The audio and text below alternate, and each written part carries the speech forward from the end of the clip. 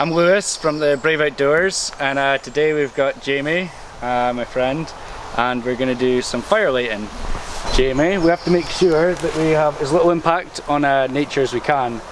So what we've got to try and do is take wood that's either like dead or dying, but it's also good for the fire, and we're not taking too much because we don't want to take too much away from the environment. But at the same time we need enough to make a fire. So what we're going to do is a little 5-minute fire. Yeah. So this is like pine trees. So this is really resinous. So this is really good stuff for firewood. And if we look in here, we can see this isn't pine, but we have some dead stuff here. Now, when you're collecting wood, you want dead standing wood. So not stuff that's lying down, but it's stuff that's standing up because it means that it's sort of drier. Yeah. All this stuff on the ground, unless it's really, really hot or a hot environment, it's no good. So if we walk up the tree line, and what we can do every so often is just take these bits, and what we want to try and do is like graze almost. Yeah. So we take a bit from here. Now if we can't collect enough of this stuff, what we can do is we can take a little bit of this wood to kind of bolster what we've got, because this stuff really does go well. Yeah. So as we walk down, you know, we're having a look, you know, and we're looking for thinner bits as well, because we're having a smaller fire, you know. Yeah. And we can keep going, and because it was raining, it's been raining recently, we are going to take some of this coniferous. So if we keep walking, you want to snap, not bend. So if you, that's not too bad, but that's really what we're wanting, that really nice kind of snap. That means it's nice and dry. There we go, all the way up. Jamie, are you getting some too? Grab some birch on the way back. Here you go, buddy. Thank you. You're strong, so you got this thing. Back out. Right here.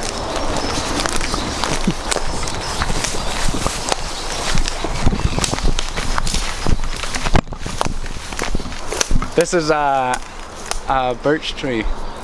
You know a birch anyway, do you? Yeah. You can tell by the papery bark, and there's different kinds of birch, but all the birch itself, it's got like oils in it that burn really well. So a lot of the time if you buy firewood, you'll get, like in the package, you'll get birch. Yeah. It's like kiln dried, because the bark burns really well. And you'll find even on a living tree, this one's starting to go, it's been covered by a canopy, but even on a living tree you'll find that the branches will snap quite easily. I'm not going to do it because I don't need to. It's off anyway, isn't it? Yeah. So that's a bit big for what we need today, so we're gonna leave that one though. What, for a later, for a bigger fire? For a bigger fire, yeah. So we only need to take what we need, but these little bits, yeah, they're really cool. So we'll just grab the wee ones. Here you go, Jamie. That's for your fire, buddy. I see why I'm here now. Yeah. Yeah. We've collected our wood that we think is pretty good, and we decided that we're going to have a little fire here. And the reason that we've done it here is it's quite muddy over at the fire pit, and it's a wee bit of a slipping hazard. Plus, we're just having a very little fire. So before we light a fire, what we have to do is we have to make sure that the site's appropriate.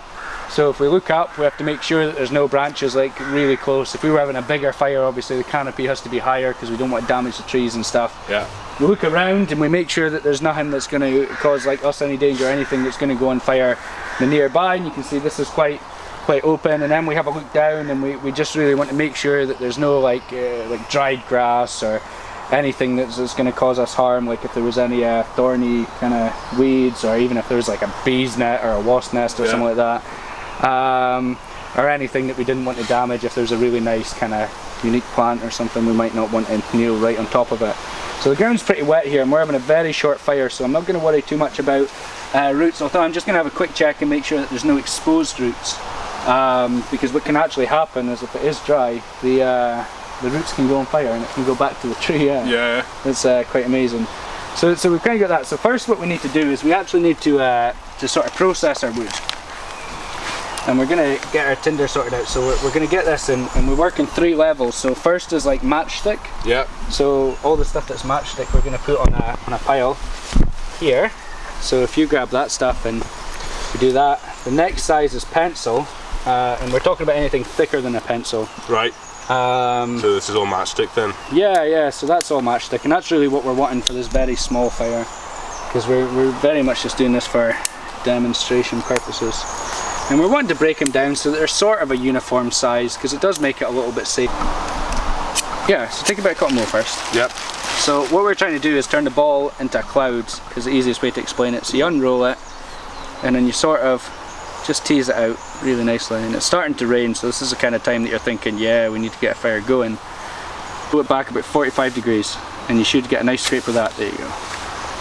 That's good. So you're just going to tease this out. So what you're going to do is you're going to put a spark on the cotton wool. Not yet. You're going to put a spark on the cotton wool. The cotton wool is going to go up. You can take one of these piles and put it on that way, one of these piles and put it on that way. You're going to wait until it starts to go, and then you're going to take this pile and you're going to put that on top. Yeah. Yeah? Okay. Yeah, we got this. Okay, go. Okay, go.